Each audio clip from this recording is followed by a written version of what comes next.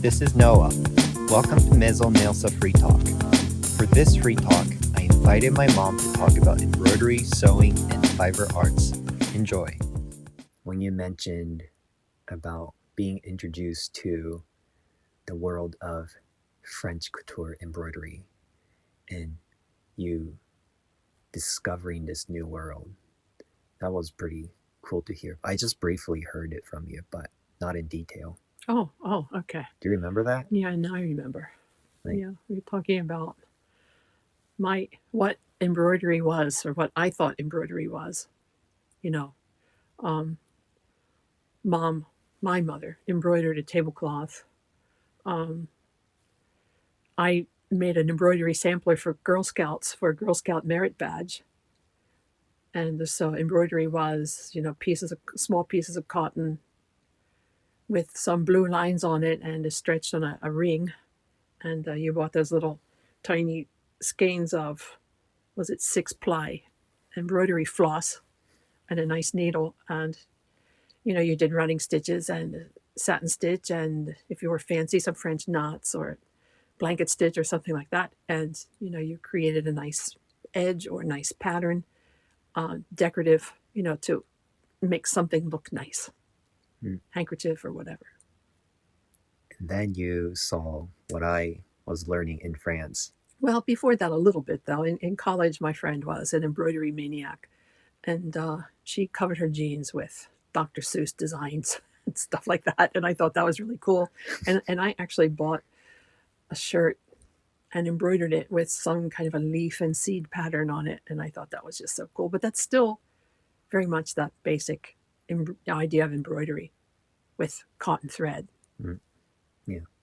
And then you went to France. And you started showing us pictures of sparkly eggplant. and then the broccoli. But the broccoli wasn't sparkly, but the broccoli was. Looking at that picture, and I looked at your dad and said, why is he sending us a photograph of broccoli? Yeah. Like, I thought it was real. I thought it was just a picture of broccoli. And then I look closer and I find that it's embroidered on a piece of fabric. Like, wait a minute, this is crazy. So you weren't the only one who thought it was an actual broccoli. Well, the textures, the colors, the use of, and actually it has sequins in it. I didn't see sequins. I didn't see French knots. I saw broccoli. And that just totally blew me away. Like, what's going on here? What is he trying to do? But then, things got more and more interesting. Bigger. A little bit bigger, like stepwise bigger. And then there was the pineapple and things like that. But bigger, but also there was always this underlying sense of humor or a joke. Yeah. Or a twist of visual, like a visual, like, I guess was it in French, trompe d'oeil, kind of fooling the person's eye. That's usually in painting. It's like optical illusion. And it was being done with a needle and thread, etc. And suddenly my idea of what embroidery could be was, of course, dramatically changed. I feel like my recent work, they're not as humorous as it used to be. I think when I was still in school learning embroidery, a lot of the ideas were, half joke, half serious, But now, I don't know, maybe I'm so used to it that I'm losing my sense of humor.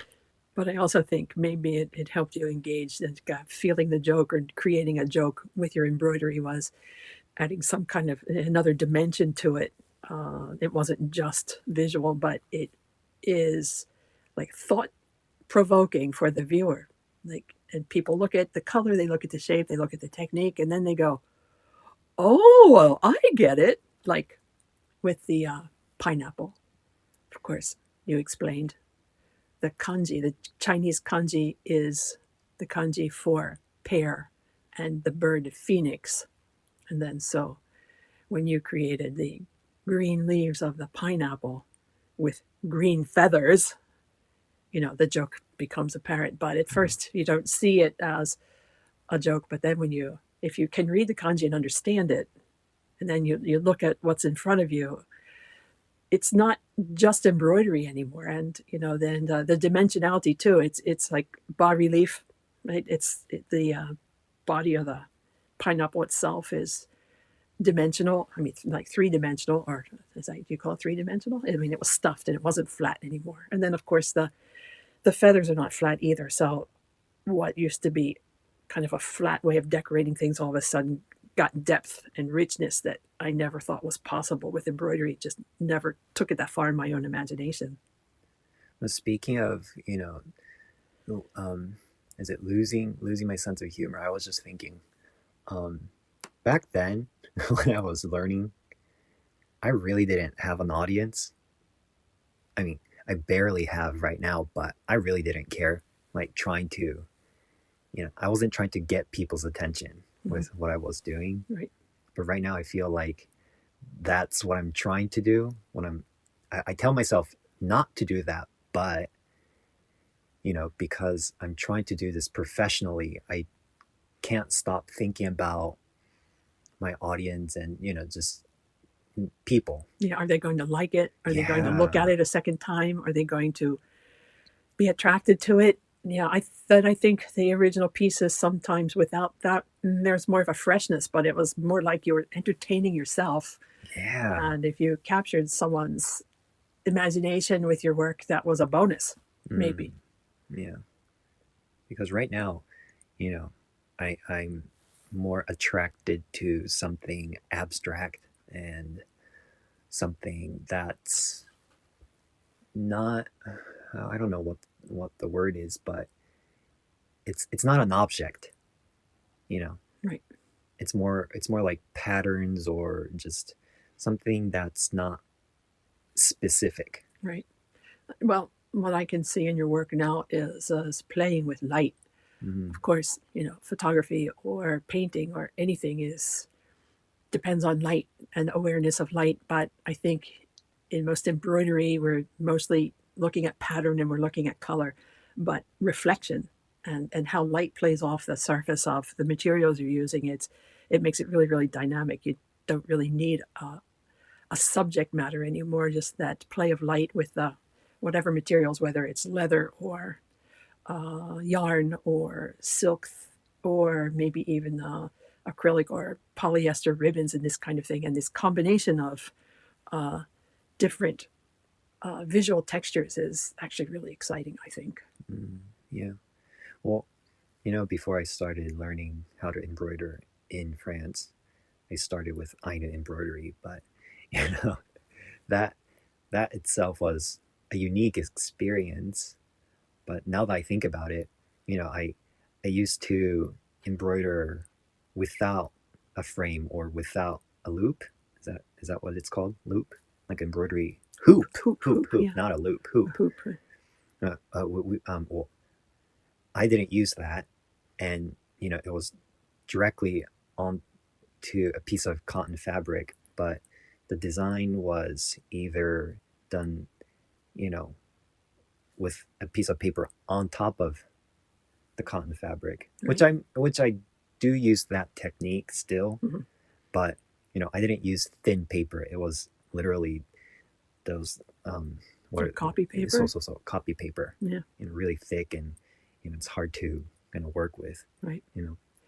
So when once I learned to work with a frame, I can't imagine going back to working without a frame or a hoop, and holding my fabric in my right hand and stitching only with using my left hand. Like that idea is just like crazy to me. Well, the Ainu embroidery purposes are quite different, meanings are quite different, and to have something perfectly symmetrical and aligned was never an issue. It just wasn't. There was no value on perfect balance or symmetry, and the selection of stitches, the selection of materials is very, very basic. No one says you have to be limited to it, but when we think of Ainu embroidery, it's flat and it's linear and a lot of chain stitching. And they used to the fabric, the traditional fabric they used to use was pretty stiff. It's not soft like modern cotton fabric. Right. The other thing is a lot of that was appliqued on top of something that was very rough. The tree bark fabric. I mean, yeah, weavings, etc. So a lot of applique afterwards, or a combination of base fabric and applique and embroidery on the top of it as like a finishing, more than the main. No, so it's quite different, and there's a tradition and a story and a what's the word I want, a cultural significance that I think the embroiderers have in their minds and their hearts when they're creating the patterns. I think with what you're doing, you're totally free.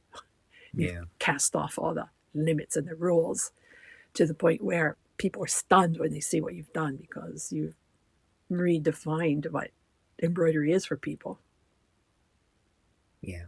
Well, I do try and respect the techniques, like the rules of couture embroidery, like what makes a good embroidery, and especially because I learned how to do embroidery for clothes. Right. I still do that even if it's not for clothes. I know I've seen people who've taught themselves how to embroider, and they don't necessarily use, or I don't know if they know or not. I'm assuming they mostly don't know about, like, some of the rules you want to follow, especially when you're working with embroidery on clothes. Like what rules are you talking about, for example? Well, the length of stitches, that's really important, and that's for both, what you see on the surface and the back. Like, you don't want to have one stitch. You don't want to stitch one thing and then 10 centimeters from there, like, you stitch with the same thread. Like, that's just too far apart. Right. Like, you don't want to do that. Right. Because I was told, the maximum or the ideal is 1.5 centimeters. Is that half an inch? Not quite, a little more than half. Yeah, so that's like the maximum of the ideal length of a stitch. Yeah, but the front and back of the haute couture embroidery pieces are both beautiful. They're very neat and not messy, and well, because your clothes are going to be worn, so that means that the back shouldn't be lumpy and full of knots and right. stuff like that. Right. That might be uncomfortable for the wearer. That makes sense. Yeah. And also it makes it stronger and more durable, because if something is worn, it's going to be subject to stretching or pressure or smashing or whatever, and long threads on the back are going to actually cause the embroidery to loosen. Then you're not going to be able to anchor down all the objects that you put into your embroidery. I still can't forget when I first saw an outfit from 1920s. It was just fully beaded on the thinnest fabric you can get, and of course it was like almost 100 years old, maybe not kept in a good condition. Right. And so it was falling apart, but I just couldn't believe I couldn't believe that it was all about the aesthetic and not really the function. I mean, that, because I saw the dress when I was doing the internship, and I was asked to reinforce it because it was falling apart. Not that I know how to restore outfits professionally, right. But that wasn't really the point. Right. It was just to prevent it from like falling apart. You're getting any worse. Yeah, it's just going to stabilize it. Yeah, exactly. But I don't think I will do that. When you did that, did you use some kind of embroidery type stitch, or just seam things together, or make kind of a netting or something? Yeah, I was just backing the outfit with, I can't remember, I think it was tulle fabric. And because it doesn't necessarily have, well, I mean, there is some grain into it, but it's not like a woven fabric, right? And tulle's netting, right? Oh, okay. It's knitted, right? Yeah. So it's more flexible, and it doesn't affect the outfit too much. Right. And I think if I remember correctly, I was just chain stitching, like they're not threads. Chain stitching the Fibers or the beads mm-hmm. that used to be on the fabric, but was like the fabric already disappeared, dissolved. Okay, so you were like filling in the spaces with something. Yeah, basically. Interesting. So, I mean, that's not to be worn ever, but for archival purposes, to keep those old hand-stitched, hand-embroidered garments as references is really important. Yeah, because I heard that. I don't know if I'm allowed to name the brand, but I heard that the dress I fixed was used inspiration. I guess it was used as an inspiration, and more like just copy. For what? Like for one of their collections. One of the big couture houses in Paris. Yep. So they just basically recreated it. Yeah.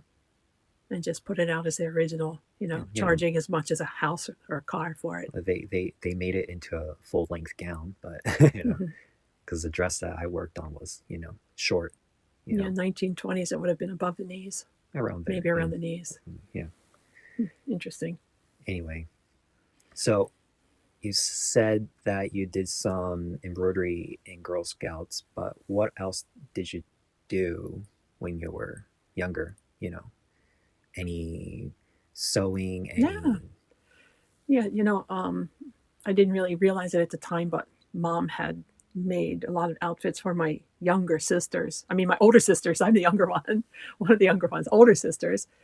And, she's of the generation where you sew your clothes, or and women housewives all have certain needle craft or needlework and sewing skills. That's just a basic life skill. So we always had a sewing machine. And when in Girl Scouts, we made doll clothes for dolls. We collected old toys, we repaired them, and we cleaned the dolls that had been, donated, and if they didn't have clothes, we made clothes. And I didn't remember even having any patterns. We just did it. So there were those opportunities to learn to make things. And then you also did weaving. Yeah, that was later. But in college, in junior high, we had home economics and very formalized sewing classes, and I took it very seriously, and I chose the most difficult patterns, and I made these dresses that Twiggy would have died for, with a nice yoke and set-in sleeves and the zippers all the way up the back, and interfacings and linings and collars, and I was very proud of my work. I wanted them to look good and look better than the things that I could buy in the stores for a lot cheaper too. But those sewing classes, I really enjoyed, because I could learn from an expert, and who was not my mom, but very patient teacher who had high expectations. And we had sewing machines that were well maintained. Mm-hmm. I worked really well at that school, so that was good. In college, anyway, most of my clothes in junior high and high school, especially the summer clothes, were made by me. Mm-hmm. And being from a huge family, and I never learned to expect to get things bought for me by my parents. So I used my babysitting money to buy the fabrics. And anyway, then in college, it wasn't until my last year that I finally met a weaver. And she was a professional psychologist and ran a huge clinic for the state, and was an academic and a professional person, but she resigned and turned into a full-time weaver, fiber artist. And so her life was focused on her work, and so she was very dedicated to that. She was also very dedicated to teaching important skills, but she also gave us a lot of freedom. So we did start with samplers, weaving samplers, just learning how to manipulate a 4-jack loom. I think it was an 8. We had the big looms at the college, and I spent many, many hours. I also learned to spin, and so I used my own spun linen weave, and linen warp, and wild silk weft, and I spun the wild silk. I But the think, spinning yeah. anyway, the spinning. So to take fiber art from the fiber through the dyeing process, through the spinning process, through the construction of the fabric, etc., was really exciting. I really liked it a lot. And I think you having interest in that and learning that, I think, helped you become more understanding of what I was trying to do. Yeah, Don't you think so? Yeah, and not just the sewing, but knitting and crocheting. That was another thing I did from about age 9 or so, and so I've never been able to control knitting, but crochet is so plastic and so I hate crochet. adaptable. I know, because everything was too tight. But crocheting things, and then crocheting hats for my babies, and little things, and gifts, and I was always doing something with strings or fibers. I never bought gifts for people. I always made them. Even Valentine gifts for my boyfriend. He got a red hat, and when I quit my part-time job in high school, Mom and I made bags. We crocheted tote bags out of rug yarn, really thick, heavy, durable rug yarn, and we sold them. I sold them to my friends too, and I did a bit of embroidery, decorative embroidery on the bags, just for a little touch. But and Afghans too. We made a couple. My mom and I made. I made an Afghan in college out of scrap fabric. It was always her yarn. It was always my theme, or my policy, not to spend a lot of money on materials, but to spend time to make something that had no inherent value, something really nice. So anyway, I think having a parent like you, I think helped,